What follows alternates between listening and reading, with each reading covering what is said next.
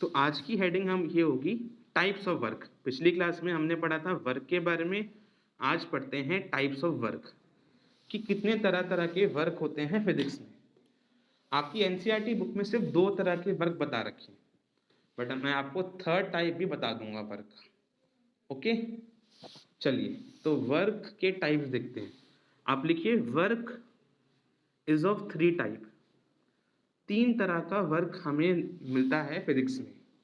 Number 1 positive work.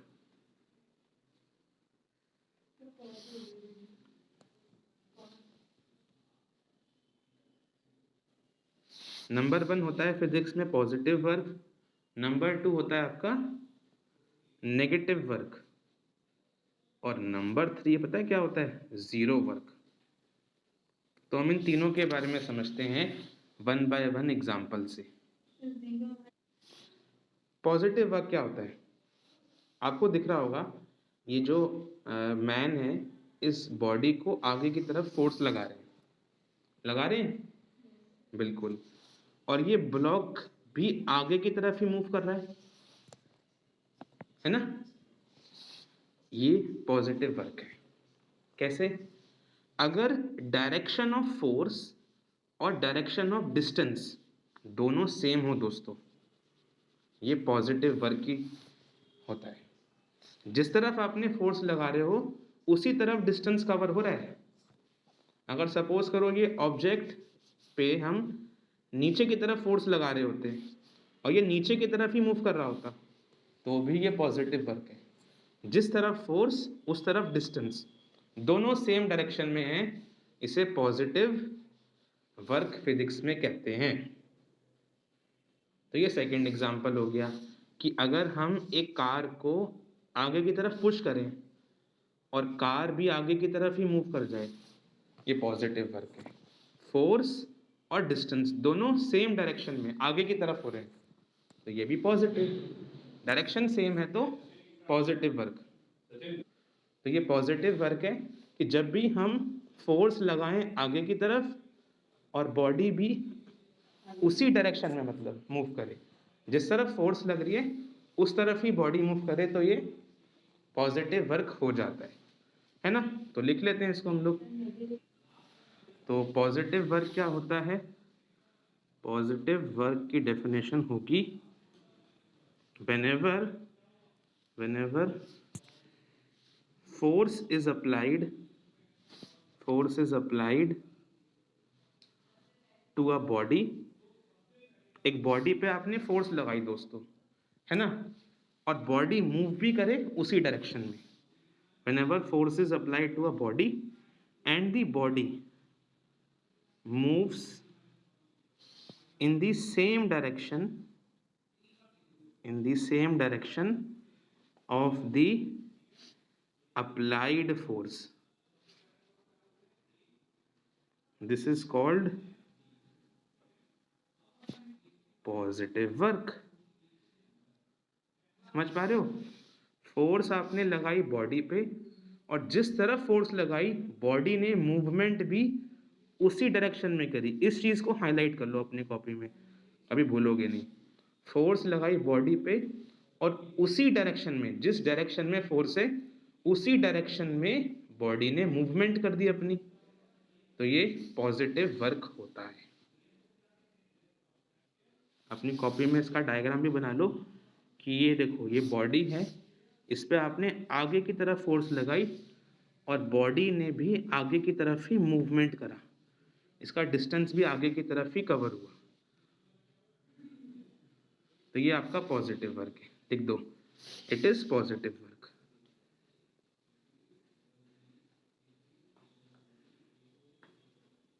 जिस तरफ आपने फोर्स लगाई उसी तरफ बॉडी का डिस्टेंस भी कवर हो रहा है, तो ये पॉजिटिव वर्क। अब नेगेटिव वर्क समझते हैं दोस्तों क्या होता है। सपोज करिए ये कार में आप बैठ के मस्त जा रहे हो, ठीक है? अब सपोज करिए कि ना आपने कार में ब्रेक अप्लाई किया, कार बहुत स्पीड में थी, हाईवे पर चल रहे थे, कार ने ब्रेक अप्लाई किया। आपने महसूस करा होगा कभी कभार जब कार या कोई व्हीकल की बहुत स्पीड होती है और हम ब्रेक अप्लाई करते हैं, तब भी कार आगे की तरफ जाती है, कार एकदम से रुकती नहीं है। कभी देखना पेरेंट्स के साथ या कभी किसी साइकिल में देखना, आप साइकिल चला रहे हो, आप सपोज करो आप साइकिल चला रहे हो और आपकी साइकिल बहुत हाई स्पीड पे है, एकदम से आपने ब्रेक अप्लाई किया। ब्रेक हमेशा बॉडी को पीछे की तरफ फोर्स देता है। आपकी गाड़ी आगे चल रही थी, आपने ब्रेक अप्लाई किया, ब्रेक हमेशा पीछे की तरफ फोर्स लगाता है, बट गाड़ी ब्रेक अप्लाई करने के बाद थोड़ा डिस्टेंस आगे भी चलती है। ये क्या है? Negative work. फोर्स लगाया पीछे, बट फोर्स लगाने के बाद गाड़ी थोड़ा सा डिस्टेंस आगे भी गई, दोनों की डायरेक्शन अपोजिट हो गई ना, डिस्टेंस आगे, फोर्स पीछे। ये नेगेटिव वर्क का एग्जाम्पल है। मतलब जब भी फोर्स और डिस्टेंस दोनों अपोजिट डायरेक्शन में होते हैं तो ये नेगेटिव वर्क होता है। Okay, whenever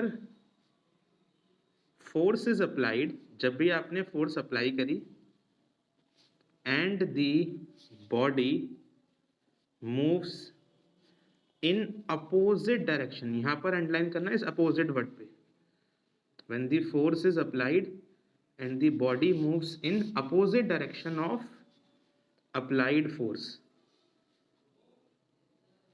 it is called, इसे हम लोग क्या बोलते हैं? Negative work. इसे हम लोग नेगेटिव वर्क कहते हैं। इसका एग्जाम्पल क्या हो जाएगा?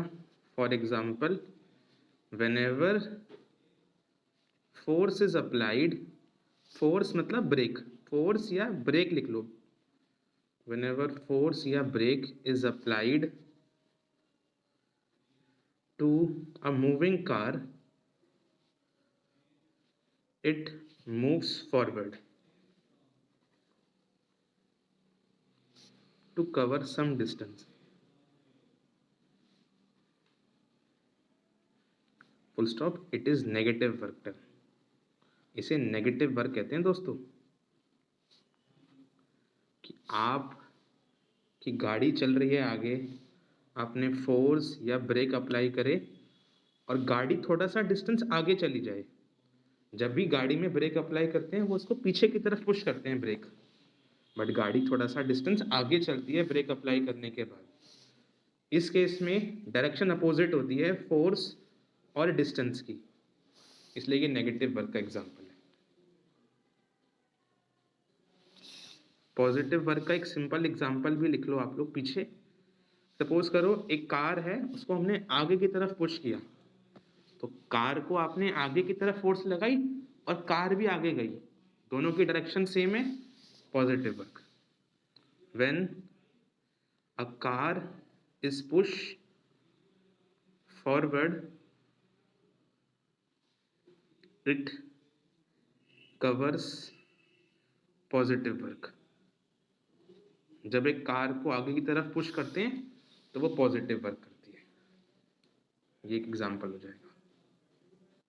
देखिए, सपोज करिए आप एक वॉल को पुश कर रहे हैं। सपोज करिए ये वॉल है, इसे आप पुश कर रहे हैं, आप एक वॉल को पुश कर रहे हैं।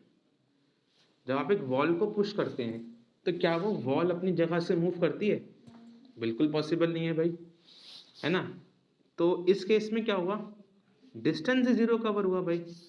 आपने जितनी मर्जी भी फोर्स लगाई हो, डिस्टेंस जीरो है। आपका फॉर्मूला क्या है वर्क का? फोर्स इनटू डिस्टेंस, है ना। अगर इस फॉर्मूले में डिस्टेंस जीरो हो जाएगा तो वर्क तो ऑटोमेटिकली हो जाएगा जीरो ना। तो एक डेफिनेशन तो ये बनती है जीरो वर्क की, whenever distance covered is zero, body distance zero cover करे तो नेचुरल बात है वर्क कितना हो जाएगा? जीरो।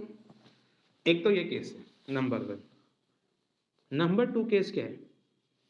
सपोज करिए हम एक, जब एक ऑब्जेक्ट को उठाते हैं हम जमीन से, सपोज करिए इनको देखिए, ये क्या कर रहे हैं? ये एक ऑब्जेक्ट को उठा रहे हैं जमीन से और आगे की तरफ चल रहे हैं। ये जब भी हम किसी बॉडी को उठा के आगे चलते हैं, ये जीरो वर्क है। कैसे? देखिए, होता क्या है कि ना, इस बॉडी को नीचे की तरफ जो बॉडी उठाई है ना इन्होंने, इस बॉडी को नीचे की तरफ ग्रेविटी अट्रैक्ट कर रही है। चैप्टर 10 पढ़ा है ना आप लोगों ने, हर बॉडी को ग्रेविटी अर्थ नीचे की तरफ, ऐसे नीचे की तरफ पुल करती है। तो मतलब इस पे नीचे की तरफ फोर्स लग रही है ग्रेविटी की वजह से। और मैंने पढ़ा रखा है आपको, फोर्स का फॉर्मूला होता है m into acceleration due to gravity. ये तो नीचे की तरफ फोर्स लग रही है इस पे, और इसको हम आगे ले जा रहे हैं। ये जीरो वर्क क्यों होता है? क्योंकि फिजिक्स में अगर फोर्स और डिस्टेंस दोनों के बीच में 90 का एंगल बन जाए, देखो 90 का एंगल बन रहा है ना यहाँ पर, दोबारा देख लो कैसे। भाई आप लोगों ने क्या किया यहाँ पर, नीचे की तरफ आपने, मतलब आपने नहीं, मतलब ग्रेविटी ने नीचे की तरफ इसे खींचा फोर्स लगा के, ग्रेविटी नीचे की तरफ पुल कर रही है, डिस्टेंस आप कवर करवा रहे हो सामने की तरफ। जब भी फोर्स और डिस्टेंस के बीच में कितना एंगल बन जाए, 90 डिग्री, तब भी फिजिक्स कहती है कि वर्क जीरो है। तो दो होते हैं वर्क जीरो के एग्जाम्पल। जब बॉडी डिस्टेंस ही कवर ना करे, फोर्स कितनी भी लगा लो, तो वर्क जीरो है। डिस्टेंस जीरो पे वर्क जीरो हमेशा होता है। दूसरा, फोर्स लगा तो रहे हो, डिस्टेंस कवर हो भी रहा है, बट दोनों के बीच में एंगल कितना बन रहा है, 90।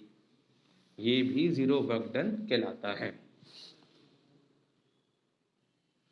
तो जीरो वर्क की डेफिनेशन होती है, whenever distance covered by a body due to force is zero। अगर डिस्टेंस ही जीरो कवर हो रहा है फोर्स की वजह से, then work will be zero. उस केस में वर्क जीरो हो जाता है। या फिर डिस्टेंस भी कवर हो रहा है, फोर्स भी लग रही है, बट एंगल कितना है उनके बीच में, 90।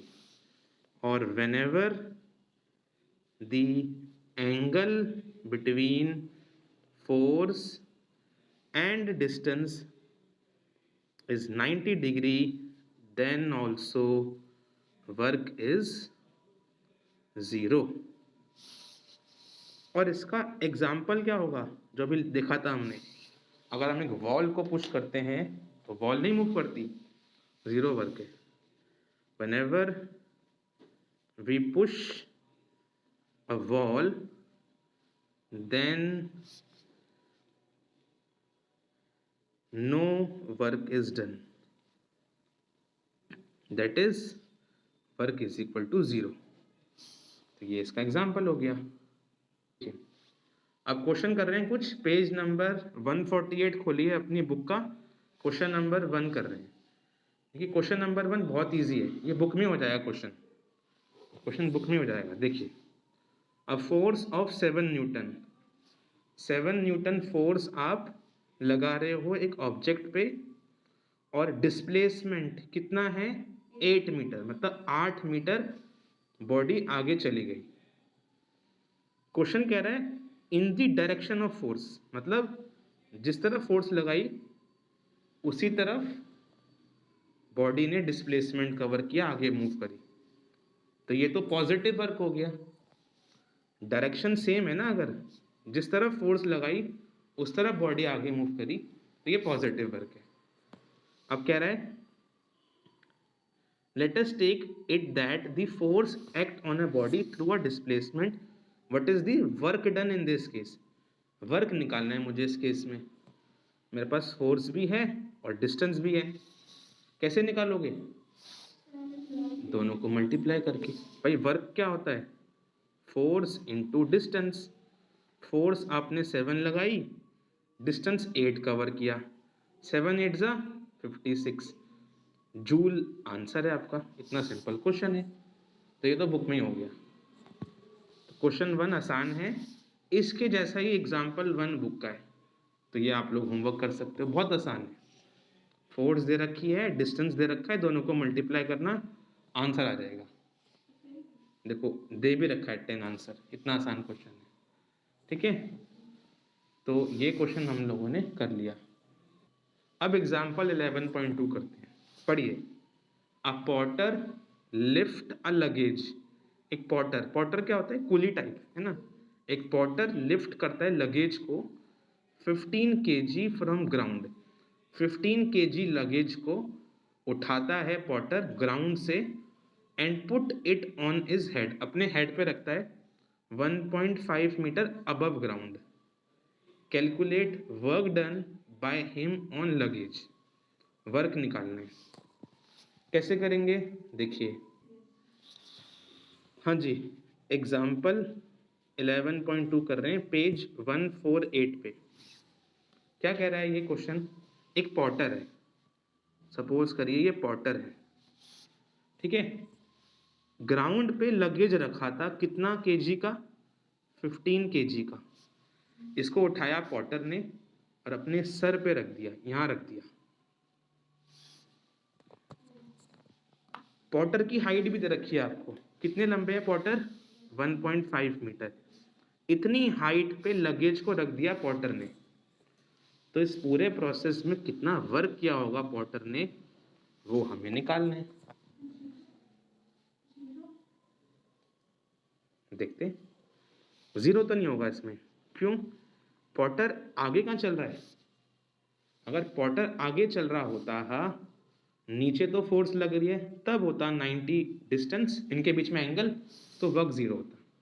यहाँ जीरो नहीं, यहाँ पर क्या हुआ, सिर्फ नीचे से ऊपर रखने के लिए वर्क निकालना, ठीक है। जीरो इसलिए नहीं होगा, वरना जीरो होता बिल्कुल अगर पॉटर आगे चल रहा होता, ठीक है। इस क्वेश्चन में पॉटर अगर आगे चल रहा होता तो जीरो वर्क होता। मैंने बताया था ना, आप किसी चीज को उठा रहे हो तो नीचे की तरफ ग्रेविटेशनल फोर्स लगेगी ऐसे, और आगे चल रहे हो तो 90 एंगल की वजह से वर्क जीरो होता।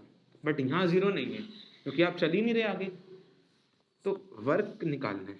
वर्क का फॉर्मूला क्या होता है, फोर्स इंटू डिस्टेंस। कितना डिस्टेंस आपने इस लगेज को रखा, मूव करवाया, 1.5 डिस्टेंस है 1.5। अब बात आती है कितनी फोर्स लगाई आपने लगेज को उठाने के लिए। मैंने बताया था यहाँ पर उठा रहे हो उसको तो ग्रेविटी के अगेंस्ट उठा रहे हो। भाई इसको उठा रहे हो तो नीचे से अर्थ पुल कर रही होगी ना, और अर्थ कितनी फोर्स से पुल करती है, mass into acceleration due to gravity. तो ये फोर्स लग रही होगी, मास 15 kg और जी कितना होता है 9.8 या 10 मान सकते हैं उसको हम लोग। तो फोर्स होगी मास 15 इंटू जी 10। बस सॉल्व कर दो, देखो ये हटाओ डेसिमल, 10 से 10 कट गया, 15 सा कितना होता है 225। इतना वर्क हो रहा होगा। अब एक क्वेश्चन करते हैं, अपनी बुक खोलिए, बुक में एक्सरसाइज पे आइए, क्वेश्चन नंबर 2 पे, पेज 158 पे ये करते हैं। क्वेश्चन कह रहा है एक ऑब्जेक्ट को हम थ्रो करते हैं एक सर्टेन एंगल पे ग्राउंड पे, वो मूव करता है कर्व्ड पाथ में और वापस ग्राउंड पे आ जाता है। इनिशियल और फाइनल पॉइंट सेम है, तो वर्क डन कितना हुआ ग्रेविटी की वजह से, ये निकालना है। इस क्वेश्चन में हमारा वर्क जीरो होगा। रीजन क्या है, देखो फोर्स का फॉर्मूला होता, वर्क का फॉर्मूला होता है force into distance, but work का फॉर्मूला फोर्स इनटू डिस्प्लेसमेंट से भी बता सकते हैं हम लोग, ठीक है। क्वेश्चन कह रहा है एक बॉडी को आपने हवा में फेंका, वो घूम फिरकर वहीं पर आके गिर रहा है, fall back to same ground. क्योंकि डिस्प्लेसमेंट जीरो है इस केस में, क्योंकि आपको पता है जब भी इनिशियल और फाइनल पॉइंट सेम होते हैं डिस्प्लेसमेंट जीरो होती है, इसलिए इस केस में वर्क जीरो होगा। तो वर्क सिर्फ डिस्टेंस से नहीं डिस्प्लेसमेंट से ही मिलता है। इनिशियल फाइनल पॉइंट सेम है, दैट मीन्स आपने डिस्प्लेसमेंट जीरो कवर किया, तो वर्क डन आपका जीरो हो जाएगा। तो इसलिए इसका आंसर कितना होगा, जीरो।